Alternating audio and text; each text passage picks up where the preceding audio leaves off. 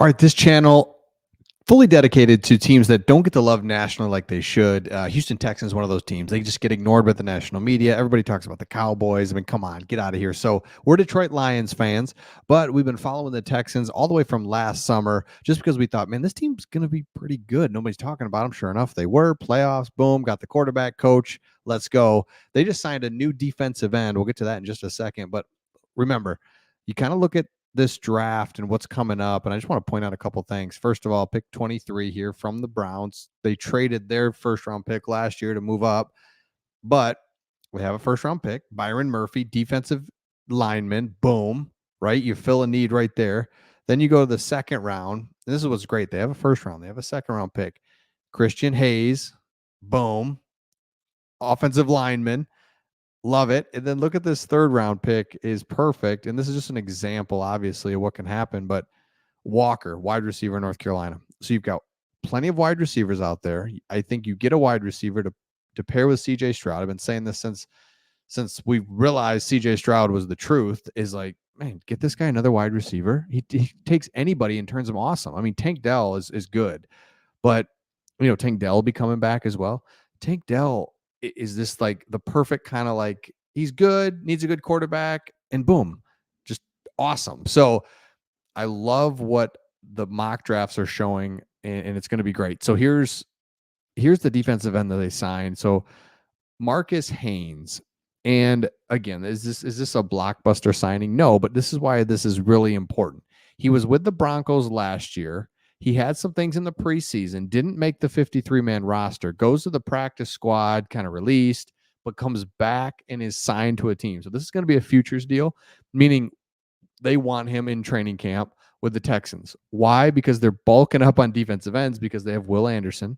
But outside of that, look at their other top three guys are free agents. It's just kind of like, I don't know what we're going to have. Let's get some defensive ends in. And so that's what the Houston Texans are doing. They made this deal yesterday. And it's better than you think. And I think what's important about this deal is you're getting guys in and getting defensive ends in and ready for training camp next year and kind of building out the roster. And we went through the Texans futures contracts, and it's kind of defensive heavy, and they're going to be just focused on getting the bodies in. But in the draft, we talked about as well, they're going to be aggressive in spots just because you've got the quarterback.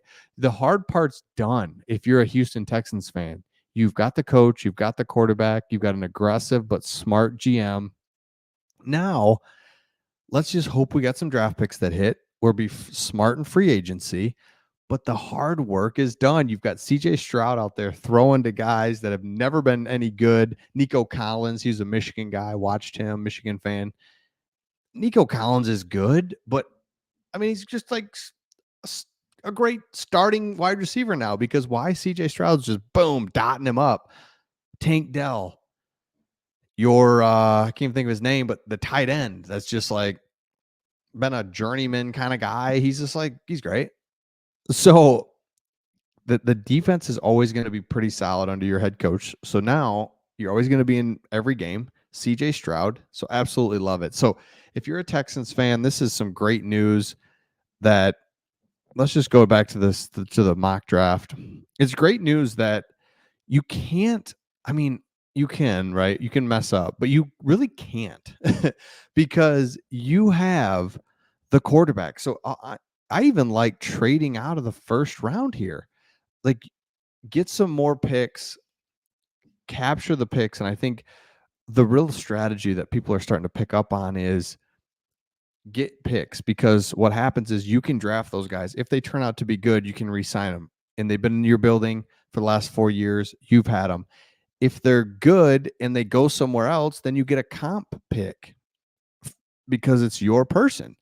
So then you do the process all over again. You get a 4th round pick, you get a 5th, you maybe get a 3rd, you do it all over again.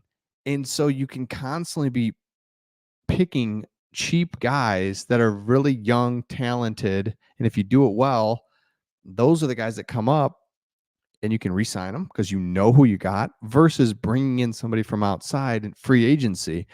And on a last video, we looked at the available free agents in different categories, and it's just not great. There's names, but they're 29, 30, 32, higher priced, going to want more money. And it's like, that's just not how it's done. That's not how you win in the National Football League anymore. You get the quarterback, boom, check. Texans have done that. And not only that, did they get the quarterback, but they get him drafted on a cheap salary. So what's up now? They can do anything they want. And by the way, let me just pause for a second. We've done this before, and I want to know in the comments, who's your favorite Texans player from the past?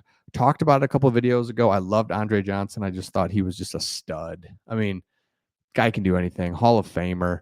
Let me know who else Texans wise that you loved. What was his name? Was it Cushman or the crazy guy? The crazy guy. What's his name? Let me know in the comments. Crazy. Like, he's right up there with Romanowski. That dude. Like, he's right up there with like Max Crosby, where it's like easy.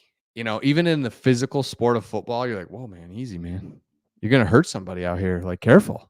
Like, those guys are crazy. They're just on a different level. So anyway, back to this. Really excited to see what the Texans do in the draft, because it's just, I don't want to say house money, but it is, because you nailed the quarterback. And we went through a list in another video looking at top or first round picks over the last 20 years. And it's very hard to hit on a quarterback. You think, man, he's a great in college. Let's go. It's the first quarterback off the board. Guys like Christian Ponder, like there's a million of those types of guys that do not work out. Mason Rudolph, where it's just like, oh, this is brutal. You nailed the quarterback and love it. So again, we're Detroit Lions fans. We cover this team because really mirror the Detroit Lions in an aspect of haven't been great for the last 20 years, 10 years, whatever. Just had some moments here and there, but for the most part, really want a consistent winner. That's all that both franchises have ever wanted.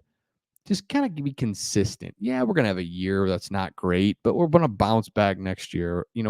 A year is not great because of injuries or something, but to just be 1-9 to start the season, or it's just like, no, that's tough. So the Lions, the Texans, very similar, drafting well, good young talent in the building is just, makes all the difference in the world. So let me know your thoughts in the comments on this one.